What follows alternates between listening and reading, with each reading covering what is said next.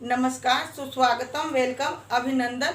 मैं बीना किचन से बोल रही हूँ। आज मैं बताऊंगी कि पितरों की मोक्ष कैसे मिलती है और उन पितृ पक्ष में क्या क्या करते हैं, क्या नहीं करते हैं, इसके विषय में बताऊंगी।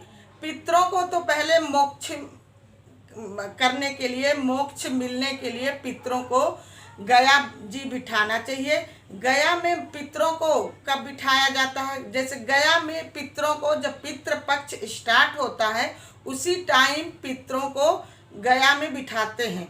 गया जाने के लिए जब घर के जो बड़े होते हैं वही पूरे कुनबे का जितने पितृ होते हैं, पितृ देवता, उनको सब बांध के गठरी में हवन होता है, आंगन में हवन होते हैं, पंडित आते हैं, एक लाल कपड़े में बांध कर तब पितरों को जो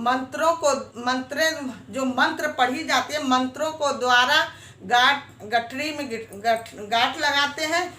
उसके बाद तब पितरों को ले जाते, पहले तो काशी जी ले जाते हैं बनारस, वहाँ पिंडा पाड़ते हैं। पिंडा पाड़ने के बाद तब फिर गया जी के लिए फिर जाते हैं। गया जी में पिंडदान होता है और उनको मोक्ष प्राप्त होती है। उनको स्थान दिया जाता है गया जी में कि हमारे पितृ को स्थान मिल जाए और वो एक अस्थायी रूप से पितृ लोग वास करें गया जी में।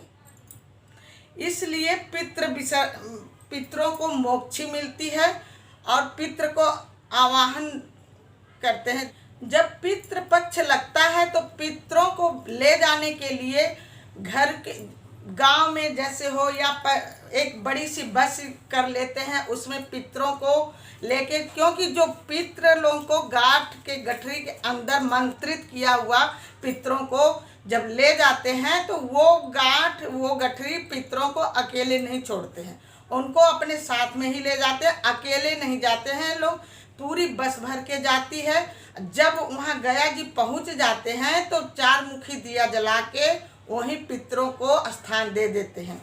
और कुछ नियम पालन होता है। जैसे हम गया जी जाके पितरों को बिठा दिए तो हमारे जीवन में कुछ नियम, जब हमें गया जी बिठाने के लिए पितरों को कम से कम 2 महीने लग जाते हैं। उधर गया जी में कई जगह कई स्थान होता है, हर जगह पिंड दान दिया जाता है पितरों को। तो जब हम वापिस आते हैं तो हमें घर का खाना हमें बाहर बना के खाना पड़ता है, घर के अंदर का खाना नहीं, क्योंकि उसमें लहसुन प्याज पड़ा होता है।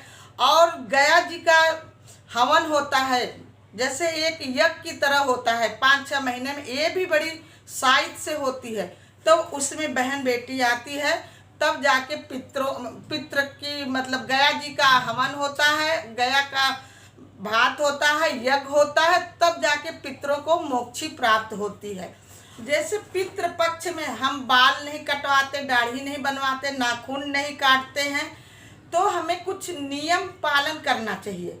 और जिन बेटियों की शादी हुई होती है पहली बार, अपने ससुराल से मायका नहीं जाना चाहिए, मायका से ससुराल नहीं जाना चाहिए, क्योंकि पितृ में न कहीं आना न कहीं जाना होता है। बेवजह का कहीं घूमना नहीं होता है, बेवजह की ज़रूरत नहीं हो तो कहीं पितृपक्ष में घूमने भी मत जाओ, क्योंकि ये ऐसा है केवल पितरों की याद में पितृपक्ष हर तरह का नियम और कानून होता है। पितृपक्ष में हम जब आवाहन करते हैं, जिन पितरों को हम स्थान दे दिए, गया जी बिठा दिए, उसके बाद के जो पितृ होते हैं उनको आवाहन करते हैं। जिनको हम गया जी बिठा देते हैं उनको आवाहन नहीं करते हैं, लेकिन नियम पालन करते हैं। जैसे बाल नहीं काटते, नाखून नहीं काटते हैं और बेवजह की कोई घूमने नहीं जाते हैं। और जिन पितरों की अब नहीं गया जी बिठाते हैं तो उनको आवाहन करते हैं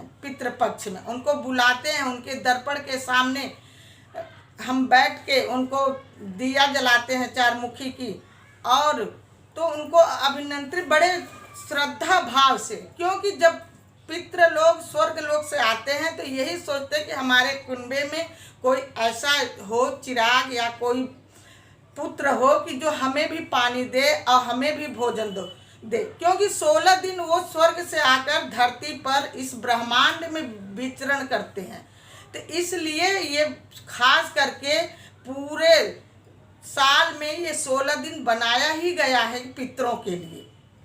पितृ पक्ष में कोई शुभ कार्य नहीं होता है और न कोई लोग आते हैं, न कोई यज्ञ होता है। अब बहनें पूछती हैं कि हमारा पुराना मकान है, उसको पितृपक्ष में तुड़वा के क्या मैं नया बनवा सकती हूँ? कदापि ऐसा आप लोग मत करना, क्योंकि वो एक तरह का तो बंदी है, वो उसको तुड़वाओगी पितृपक्ष में। कदापि ऐसा मत करना, क्योंकि ये मकान तोड़वाना और बनवाना, इसको शुभ मुहूर्त में जैसे नवरात्र में स्टार्ट कर लो, मकान तोड़वा के नई मकान का नींव डाल के मकान बनवाओ। तो आप लोग इसको पितृपक्ष में कदापि न करें। पितृपक्ष में कुछ शुभ कार्य नहीं होता है। और पितृपक्ष में जैसे कौवा के दाना दो, चींटियों के आटा दो, और चिड़ियों को दाना दो, और चिड़ियों को पानी रखो, और कुत्तों को रोटी दो। और पितृपक्ष में जैसे 15 दिन हमें पितरों को पानी देना चाहिए। एक साफ पानी लेके, जैसे हम कोई स्टील की बर्तन में पानी नहीं देना चाहिए, खुले आसमान में पानी देना चाहिए। जैसे कि हमें कांसे का बर्तन कोई हो, पीतल का परात हो, हाथ में पैती पहन के और तिल पानी के अंदर डाल के पानी देना चाहिए। पितरों को खुले आसमान में देना चाहिए 15 दिन।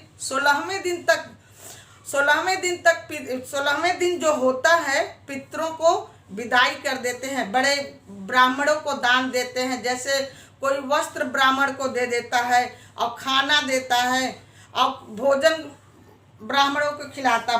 जब ब्राह्मण घर के अंदर खाना खाएं तो उनसे ये ना पूछे कि पंडित जी खाना कैसा बना, क्योंकि ब्राह्मणों को जब भोजन करते हैं उस टाइम पितृ ब्राह्मणों के अंदर होते हैं, तो नहीं पूछना चाहिए।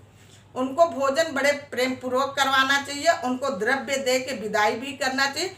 जैसे पितृपक्ष में जो एकादशी होती है, उस दिन आंवला का दान करने से हमारे पितृ खुश होते हैं, तो आंवला इस टाइम मिल जाता, ठीक है। नहीं तो आंवले का मुरब्बा लेकर एकादशी वाले दिन दान देना चाहिए। कच्चे दूध में तिल और चावल और चीनी, पीपल के जल देना चाहिए, पीपल के जड़ में। इससे भी पितृ लोग खुश होते हैं। तो आप लोग पितृपक्ष में कोई शुभ कार्य न करें।